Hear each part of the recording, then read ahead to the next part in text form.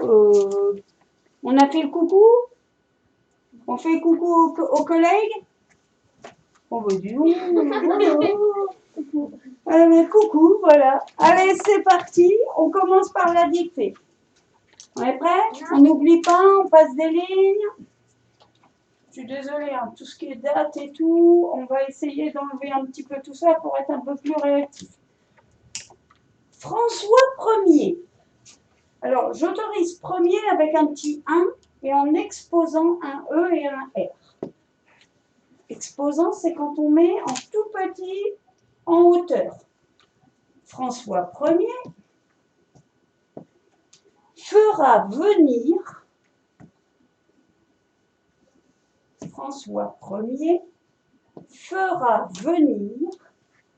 de très grands peintres. François Ier fera venir de très grands peintres. À ton avis, Émilie, François Ier, qui est un roi de la Renaissance, est-ce que tu penses qu'il va faire venir un seul peintre ou plusieurs? Ouais, c'était vraiment quelqu'un qui adorait tout ce qui était art. Donc pense bien à ce que je viens de te dire. François Ier fera venir de très grands peintres comme Léonard de Vinci. Point.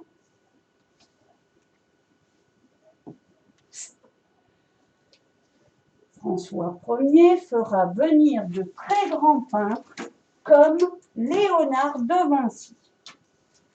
Point.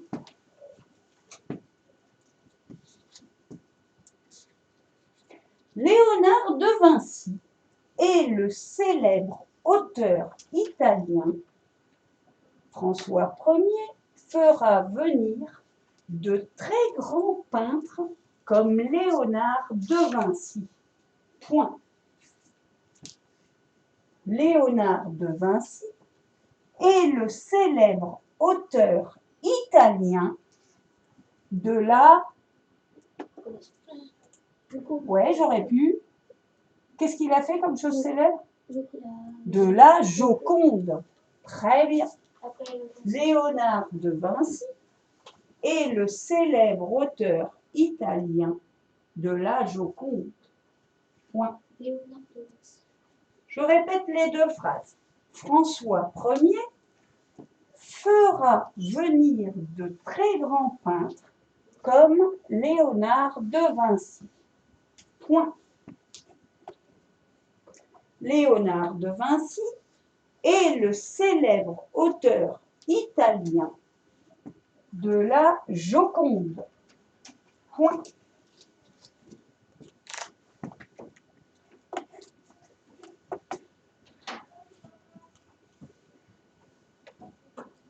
Léonard de Vinci est le célèbre auteur italien de la Joconde. Point. François Ier est un mécène.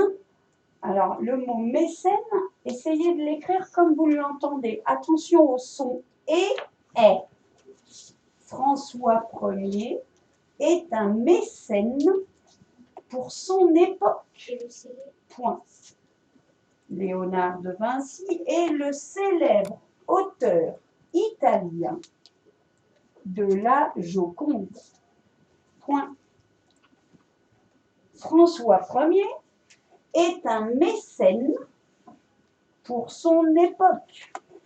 Point.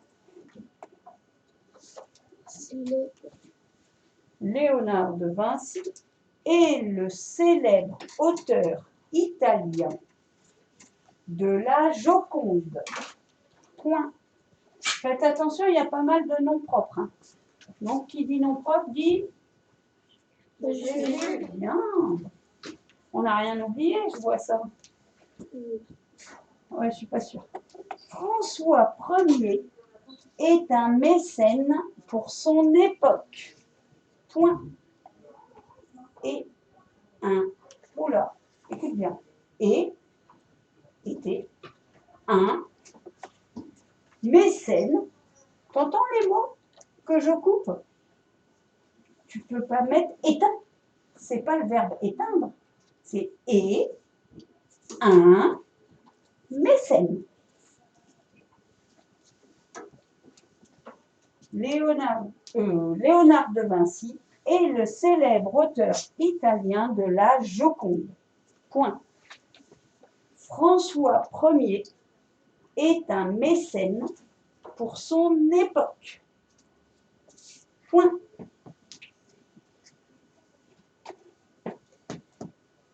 Donc vous écrivez comme vous pensez.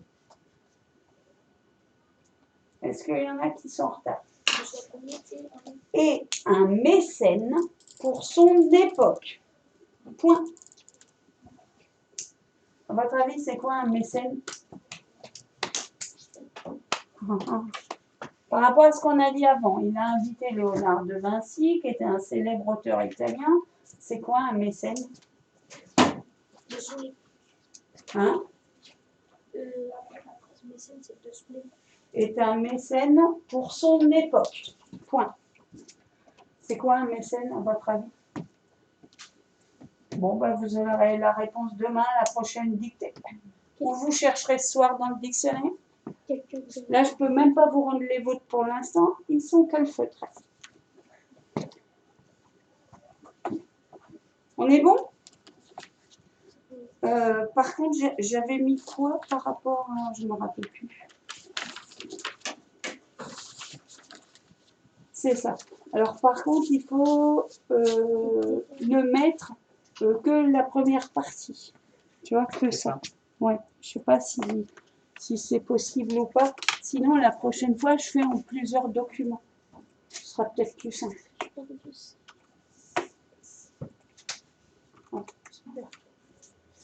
Donc voilà, ça c'est votre dictée. Qui est-ce qui me dit ce qu'il a oublié? Une faute qu'il a faite et quelle règle il avait oublié? Et il n'y a rien de grave. Hein.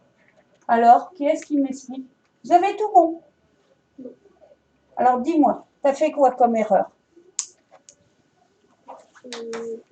J'ai mis à grand, j'ai oublié S, alors que c'était une phrase impériale, parce que je l'avais pas dit. Ah, très bien. On remarque ici, grand, il y a un S, peintre, il y a un S. En effet, c'est ce que je vous ai dit, François Ier, il n'a pas invité que Léonard de Vinci en France. Il a invité de nombreux peintres, et même des sculpteurs et autres. Oui? Alors, est-ce que tu peux me lire ton mot italien si tu oublies le E?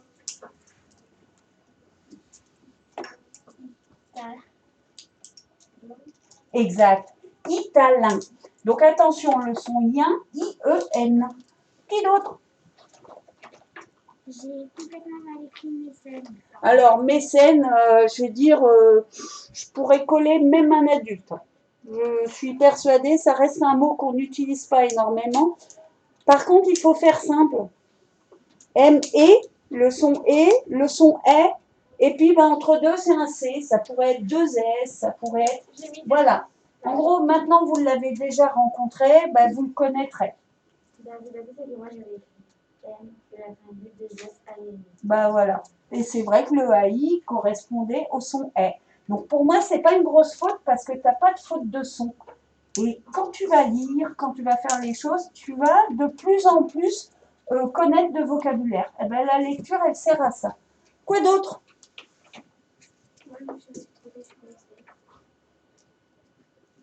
Bon, bah écoutez, on y va, on se rappelle. Je vais vous demander... Oui, pardon, excuse-moi.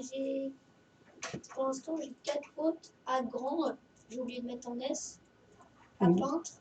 Oui. Et j'ai pas mis ES et T. Et célèbre, j'ai mis un accent. D'accord. Qui est-ce qui rappelle la règle du E? EST, ET ou ES? Rodrigo? EST, c'est quand tu. Non, j'allais dire pas. C'est quoi comme mot EST? C'est. Et. Ça va revenir. Hein. On remet la machine en route, Rodrigo. Rien de grave. Roman? EST, c'est quand même c'est le verbe et ET, c'est quand on peut dire et puis. Exactement. ET, c'est et puis, c'est la conjonction de coordination. Et puis EST, c'est le verbe être, qu'on retrouve aussi sous la forme. Auxiliaire. Oui, mais il n'y a pas que EST dans le verbe être. On entend et aussi. ES avec tu. D'accord? Donc ça, il ne faut pas oublier. D'accord? Alors, on va faire un petit jeu, vous vous rappelez, mot après mot. François 1er, si on avait des couleurs à utiliser, quelle couleur on utiliserait? C'est quoi la nature du mot? Capucine? Je le mets ensemble. Nom propre, bleu ciel. Fera, hein? Vert, bien, rouge. Venir, Maëlys. Rouge. 2, Clara. Préposition, je crois que c'est rose chez nous. Trait. Oh, t'as pas de chance, c'est un compliqué. Trait. C'est un mot invariable qui ne change jamais.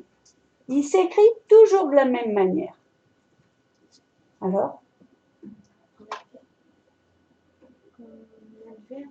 Un adverbe. Très bien, ma belle. C'est en violet, je crois. Simon, grand. On peut dire il est grand, elle est grande. Non. Quand on veut dire comment est une chose, on appelle ça, ça complète des groupes nominaux. Un adjectif. Et ça s'accorde à ne pas confondre avec les adverbes. Peintre, Rodrigo. Alors, un nom, très bien. Je passe, c'est donc bleu. Je passe sur le comme. Il est compliqué parce qu'il est utilisé, c'est une conjonction comparative. Enfin, je laisse tomber le comme qui peut être aussi un adverbe, c'est un peu compliqué. Léonard, nom propre, tu as le droit à 2. Vinci, on est d'accord. Donc, je passe sur celui-là. Et Capucine, le, bien, jaune, célèbre, Maëlys. Oui, on peut dire il est célèbre. Clara, auteur. Oui, on peut dire un auteur. Émilie, italien. Ah non, je peux dire il est italien. C'est pour dire comment est quelque chose. On appelle ça un adjectif, parce qu'il change suivant la personne. 2, Simon. Excellent, Rose. Là.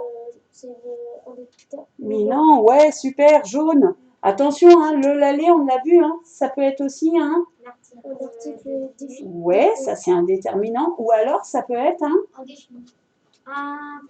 Merci, un pronom personnel qui remplace un COD. Très bien. Et là, ce n'est pas le cas puisqu'on est à côté de quoi, Roman? Un nom propre. Donc un nom propre, c'est un déterminant devant. François 1er, on en a déjà parlé. Et Capucine. Un. Mécène. Bah oui, puisqu'à côté d'un déterminant, ça paraît logique. Pour Clara. Son. Conjonction de coordination. Son. Non, coordination, c'est mais, ou, et, donc, or, ni, car. Son cartable. Son cahier. On l'a vu, ça fait partie des 7 familles de déterminant possessif, c'est en jaune. Époque, Simon.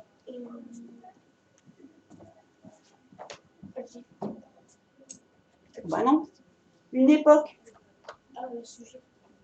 Attention, là tu me parles de la fonction. Je te demande c'est quoi comme sorte de mot. Si je dis une table, une feuille, c'est quoi tous ces mots-là qui servent à imaginer ce qui se passe? Un Simon. C'est quoi? Tout ça, les Simons, les romanes, les tables, c'est quoi ces mots-là? Tout ça? Un nom, tout simplement. Donc, époque, c'est un nom. On peut dire une époque, si le mot son te gêne. Donc, je vais vous demander maintenant la deuxième analyse grammaticale, c'est-à-dire là, et tu m'as fait un petit peu peur, Simon. Là, vous voyez, je vais vous donner un exercice. Je vous demande cette fois-ci de retrouver les groupes de mots dans une phrase. Groupe de mots qu'on cherche d'abord, c'est le verbe. Ensuite, on cherchera le sujet. On essaiera ensuite, dans ce qui nous reste, de chercher si on a des COD, des COI ou bien des compléments circonstanciels. D'accord? Est-ce que tu peux me dire, Émilie, un COD, ça répond à quelle question? Quoi? Très bien. Quoi ou qui après un verbe? Clara, un COI, ça répond à quelle question? De qui, de quoi, etc. Alors, c'est après un verbe, comme un COD, mais attention, il y a une petite préposition qui introduit le COI. Très bien. Et on n'oublie pas de la souligner, la préposition fait partie du COI. Et le complément circonstanciel, Rodrigo? C'est... Attends. De toute façon, je ne me sauve pas. J'attends. Ah, là, il a l'air de se dire, hein, elle est violente, là. Tôt le matin, elle est violente. Roman? Un complément circonstanciel, c'est pour indiquer le lieu. Donc, dans ces cas-là, ça répond à la question. Si c'est le lieu, où? Si c'est le temps, bah, du coup, quand. Quand? Et comment, bah, du coup, La manière. la manière. Comment? Et on avait vu aussi la cause. Pourquoi? On en avait un petit peu parlé. Ceci dit, les compléments circonstanciels, ce qui se passe, c'est qu'on peut les supprimer et les déplacer. Contrairement aux autres groupes. Vous avez un petit paquet de feuilles devant vous. Vous avez donc cet exercice-là. Ben, je vous demande de le réaliser. On se rappelle le code couleur. Le code couleur, les sujets, c'est souligné en bleu. Encadré en rouge, ce sont les verbes. Souligné en vert, ce sont les compléments circonstanciels.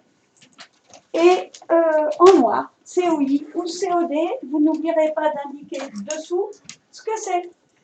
Je vous laisse réfléchir. Oui, Maëlys? Je pense que je suis allergique au masque. Et t'as pas de casquette? Ah, excuse, je vais te montrer ta visière. Vas-y, commence à travailler. Je lui montre sa visière et puis je vais voir avec vous. Donc là, il y a un arrêt, je crois. C'est ça.